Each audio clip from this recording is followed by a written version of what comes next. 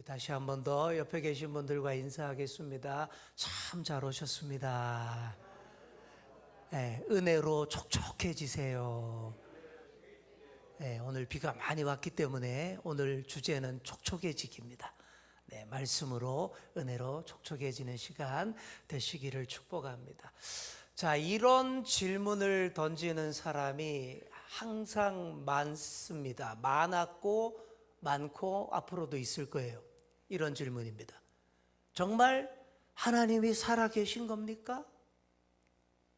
하나님이 계시긴 합니까?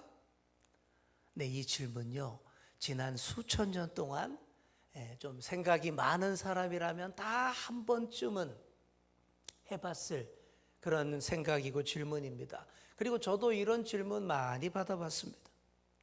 주로 어떨 때 이런 질문을 던질까요? 잘 될 때? 아닙니다. 잘 안 될 때. 그리고 나쁜 놈들이 저렇게 득세하고 너무 잘 되는 것처럼 보이는데 착하고 이로운 사람들은 계속 고통당하고 힘들어하는 걸 볼 때, 또 내가 하고자 하는 일이 정말 잘 안 될 때 이런 질문들 많이 던지게 됩니다. 하나님이 살아계시다면 당연히 저 악한 자를 멸망케 하고 착한 사람들은 보상해 주어야지. 근데 실제 우리 삶을 보면 그렇지 않은 것 같거든요. 그러니 하나님의 살아계심에 대해서 자꾸만 의심을 던지는 것입니다.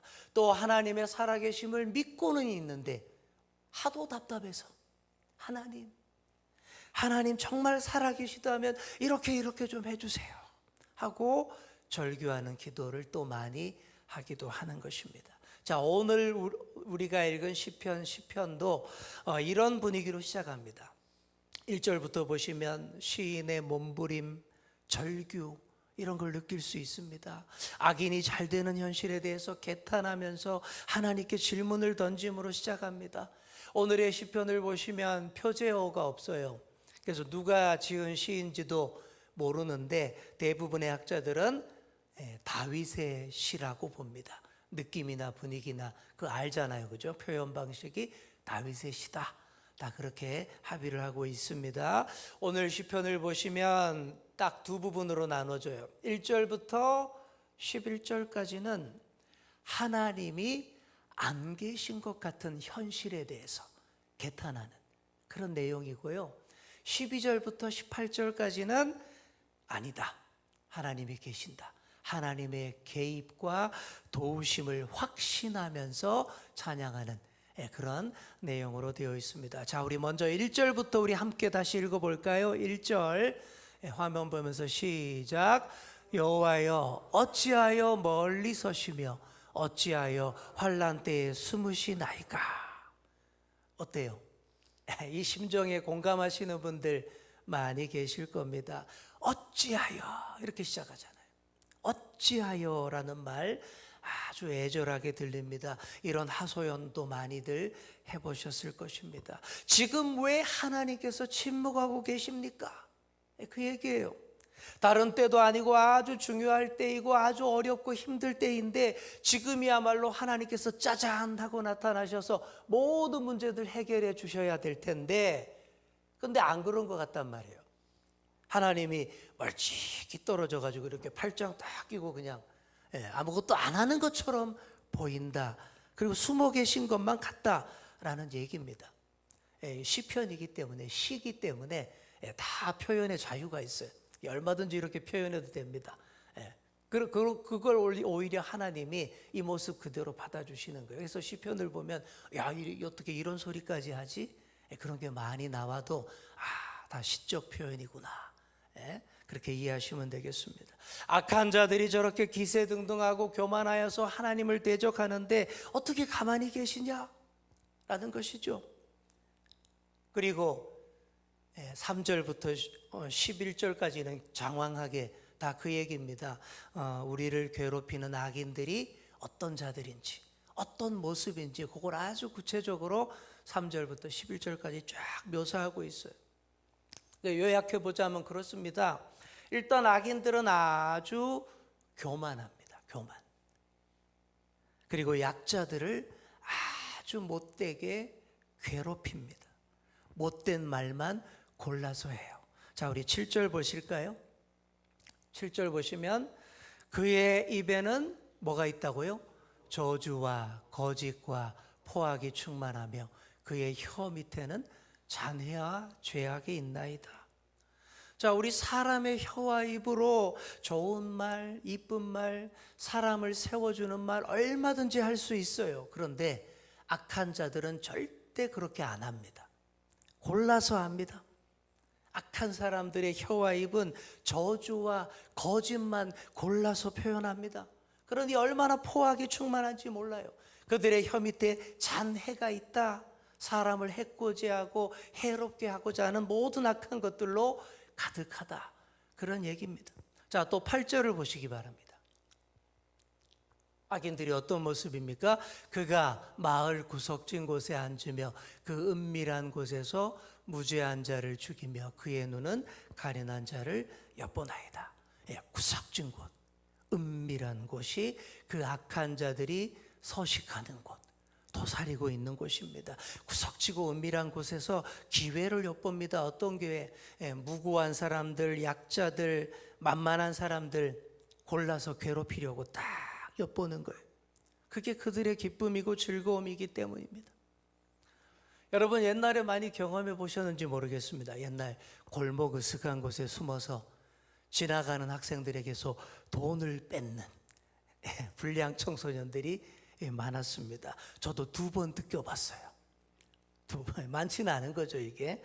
꼭 안 보이는데 딱 분명히 없었는데 이제 집에 가려고 딱 지나가다 갑자기 쑥 나와요. 얼마나 놀라는지 모릅니다.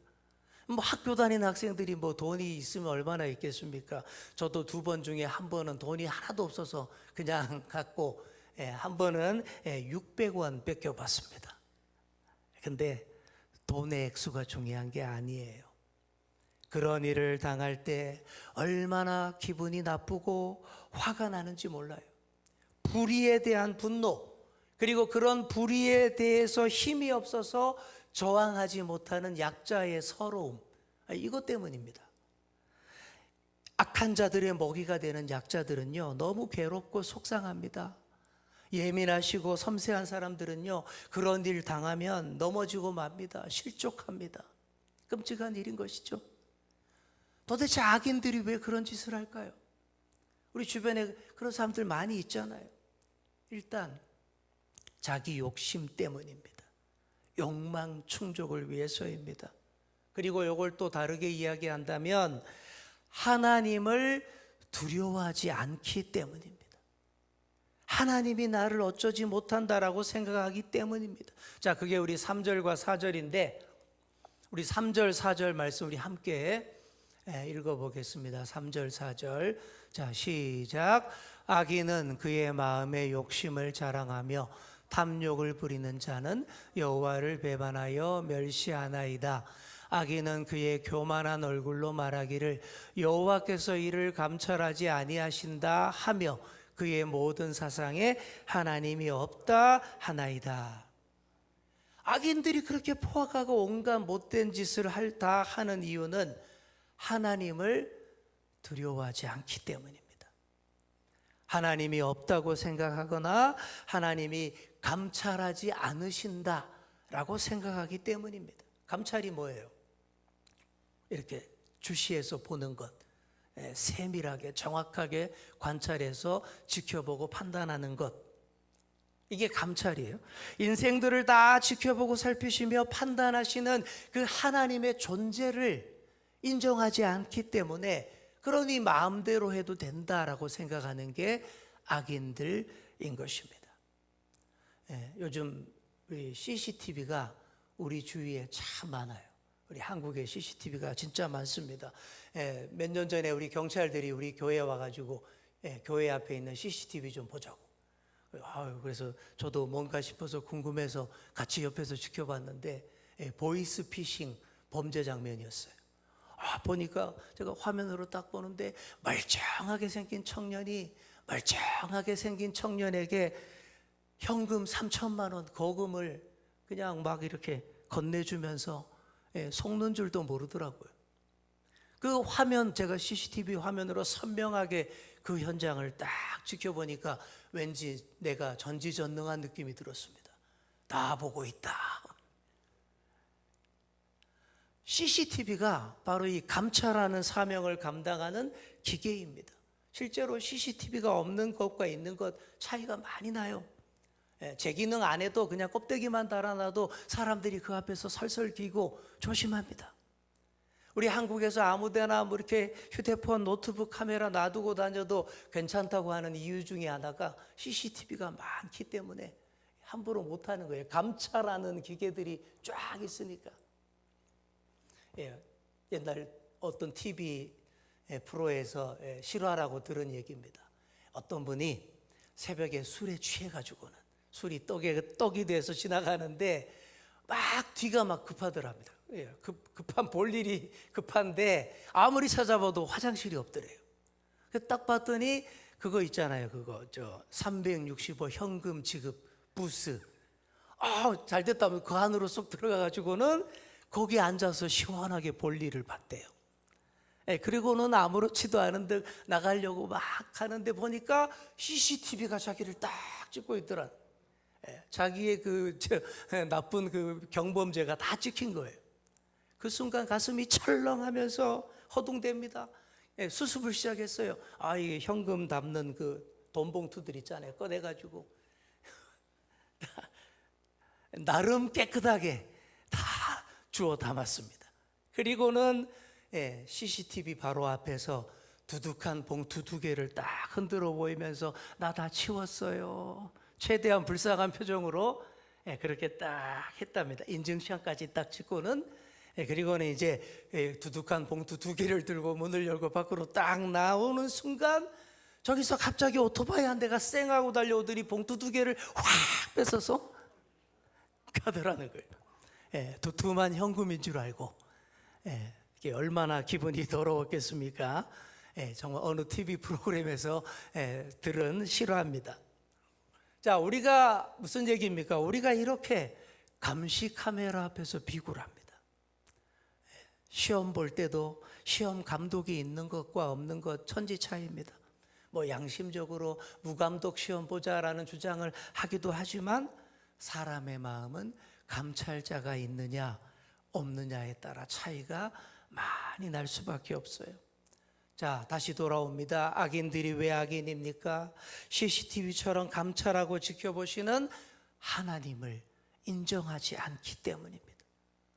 아무도 안 보고 있다라고 생각하고 마음대로 다 행하기 때문이죠. 그런데 사실 이런 모습이 우리에게도 많아요. 하나님은 믿으면서도 실제 삶 속에서는 하나님이 안 계신 것처럼 행동하고 살 때가 바로 그런 모습이에요. 이런 것을 뭐라고 그러냐 하면 실천적 무신론이라고 합니다. 따라해 볼까요? 실천적 무신론. 이론적 무신론보다 더 실천적 무신론이 더 심각합니다. 뭐 이론적으로 다 믿고 하나님이 계시다고 말은 하면서 실제 삶에서는 전혀 하나님이 안 계신 것처럼 행동하는 양태가 실천적 무신론이기 때문입니다. 사도행전 5장에 보시면 한 유명한 부부가 나옵니다. 누굴까요? 아나니아와 삽비라. 많이 들어보셨잖아요. 실천적 무신론의 단적인 예입니다. 초대교회 당시였죠. 많은 성도들이 자신의 소유를 다 내놓고 팔아서 네 것 내 것 없이 다 유무상통하던 그 시절 공동체 생활할 때인데 아나니아와 삽비라 부부가 자기들도 거기에 편승해서 한번 어깨에 한번 으쓱하고 싶었죠. 어떻게 합니까? 땅을 팔아서 얼마를 감춰 놓고는 베드로 사도에게 이게 땅팡 전부다. 거짓말한 거죠. 사실 반만 가져왔다 이러면 될 텐데, 우리도 좀 챙기려고 했다. 뭐 이것만 낼게요. 이랬으면 될 텐데 이게 전부입니다. 하나님 앞에서 거짓말하죠. 그런 이들 부부를 하나님이 치셨습니다. 부부가 한나절에 다 죽어요. 이처럼 하나님께서 안 보시는 것처럼 시몬 베드로만 속이면 될 것처럼 생각했던 것이 바로 실천적 무신론의 전형입니다. 오늘날 이런 모습이 우리 한국교회에 얼마나 많은지 모릅니다. 하나님이 아닌 다른 사람의 눈치만 보면서 남을 속이는 모습들, 온갖 불법들을 다 자행하면서 아무도 못 본다고 생각해요. 하나님이 다 보고 있다라는 생각은 안 하고 사람에게만 안 들키면 된다라고 생각합니다. 그러니 얼굴 두껍게 자신의 죄를 전면 부정하고 큰 소리 치는 거예요. 오늘날 교회에 대한 비판이 많은 것도 우리 성도들에게서 이런 실천적 무신론자의 모습이 많이 보이기 때문입니다. 말로는 다 믿는다라고 하는데 삶으로는 전혀 하나님을 안 믿는 사람인 것처럼 살고 있더라라는 거죠. 그게 이론적 무신론자들보다 훨씬 못한 것입니다. 사랑하는 성도 여러분, 하나님이 살아계심을 다들 믿으시죠? 아멘. 그리고 하나님이 다 보고 계시고 감찰하고 계심을 믿으시죠? 네. 그렇다면 어떻게 해야 하겠습니까? 하나님 보시기에 선한 일들로 여러분의 삶을 다 채우시기를 축복합니다. 또 그 감찰하시는 하나님께서 저 악인들을 어떻게 처리하실지 기대하며, 우리 공의의 하나님께서 어떻게 하시는지 기대하며 기도하며 지켜보시는 그런 여러분 되시기를 바랍니다. 악인은 감찰하시는 하나님을 전혀 인정하지 않는 자라고 했습니다. 아무 양심의 가책도 없이 약자를 괴롭히고 압제하고 교만하게 나쁜 계획만을 계획하고 실행하는 자들입니다. 그러면서 막 자랑하면서 으스대는 자들입니다. 다윗이 이런 악인들을 보면서 하나님의 간섭과 도우심을 간구합니다. 자, 오늘 시편의 클라이막스라고 할 수 있는 9절, 12절입니다. 우리 12절 말씀 우리 함께 읽겠습니다. 시작. 여호와여 일어나옵소서, 하나님이여 손을 드옵소서, 가난한 자들을 잊지 마옵소서. 예, 하나님을 향해서 직접 부르며 기도하고 있습니다. 먼저 일어나옵소서. 하나님께서 가만히 앉아만 계시지 말고 일어나서 움직여 달라, 역사해 주소서, 일해 주세요 하는 간구입니다. 당연히 하나님은 앉아만 계시지 않아요. 하지만 기도이기 때문에, 시편이기 때문에, 간구이기 때문에 이렇게 직접적으로 표현하는 겁니다. 일어나 주세요. 일어나서 움직여 주세요. 또 이렇게 기도합니다. 하나님이여 어떻게 해요? 손을 드옵소서. 예, 손을 들어달라라는 말은 그 강하신 손으로 적들을 내리쳐달라라는 겁니다. 우리 하나님이 손만 들어도 게임은 끝납니다. 예, 실제로 그런 경우 많이 보잖아요. 예, 나쁜 짓을 하고도 막 큰 소리치고 의기양양한 악당들이 있죠. 예, 그 속으로 정의의 사도가 딱 걸어갑니다. 그 기세가 압도적이에요. 그리고 그 정의의 사도가 가까이 다가가기만 해도 악당들은 어때요? 자기들이 저지른 그게 있기 때문에 막 긴장합니다. 그러다가 정의의 사도가 손만 쓱 들어도 움찔하면서 피합니다. 이처럼 하나님이 손만 쓱 들어도 악인들이 놀라 자빠지는 줄 믿습니다. 하나님이 머리가 가려워서 긁으려고 손만 들었는데 도망가는 거 한번 상상해 보십시오. 그렇게 교만한 적들을 다 물리쳐달라라는 기도입니다. 사랑하는 성도 여러분, 우리 주님께서 우리를 위해서 일어나실 줄 믿습니다. 우리를 괴롭히는 악한 자들 혼쭐을 내주려고 손을 딱 드실 줄 믿습니다. 그 마음으로 주님, 나를 위해 일어나 주세요. 주님, 나를 위해 손을 들어주세요. 기도하시는 그런 여러분 다 되시기를 축복합니다. 이렇게 부르짖으며 기도했더니 다윗의 마음에 확신이 팍 옵니다. 기도 응답이죠. 그래서 14절부터 보시면 분위기가 확 바뀝니다. 자, 14절 어떻게 시작합니까? 주께서는 보셨나이다. 예, 감찰하시는 하나님께서 다 보고 계셨다라는 거예요. 결코 멀리 떨어져 계시거나 숨어 계신 것도 아니었어요. 팔짱 끼고 앉아만 계신 것도 아니었습니다. 일어나셔서 손을 딱 들어서 악한 자들을 내리치고 그들의 죄의 대가를 다 갚을 때를, 그 주님의 때를 기다리고 계시더라 라는 고백입니다. 사랑하는 성도 여러분, 하나님의 생각은 우리의 생각과 많이 다릅니다. 우리가 생각하는 때와 하나님의 때는 또 달라요. 하나님이 침묵하시는 것처럼 느껴져도 하나님의 감찰하심은 결코 쉼이 없다라는 것 꼭 기억하시기를 바랍니다.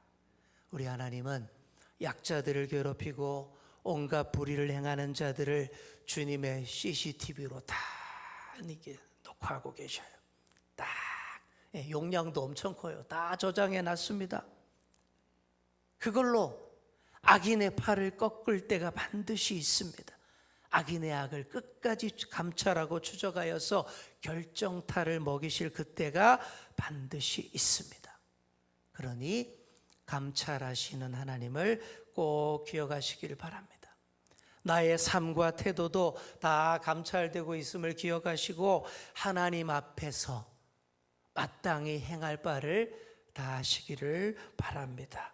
자, 이제 정리합니다. 시편의 시작 어떻게 시작됐습니까? 어찌하여로 시작했습니다. 답답한 탄원의 질문으로 시작했습니다. 자, 그런데 이제 결론 부인 16절을 보십시오. 16절은 뭐라고 되어 있습니까? 여호와께서는 영원 무궁하도록 왕이시니 이방 나라들이 주의 땅에서 멸망하였나이다. 이렇게 결론을 냅니다. 이런 확신이 여러분 가운데 있기를 소망합니다. 어려운 환경 가운데서 더욱더 하나님을 의지하시고 여호와여 일어나소서 손을 드시옵소서 기도하시고 오늘 그렇게 기도하시고 응답받으시기를 바랍니다. 비록 하나님의 정의 구현 공의 실현이 지체된다 할지라도 낙심치 마시고 끈기 있게 기도하십시오. 반드시 여러분의 눈물을 씻기시고 유쾌, 상쾌, 통쾌하게 하실 날이 반드시 있을 줄 믿습니다. 우리 그 마음을 담아 오늘 우리가 뜨겁게 찬양하고 우리 함께 기도하기를 원합니다. 우리 찬양팀 나오시고요.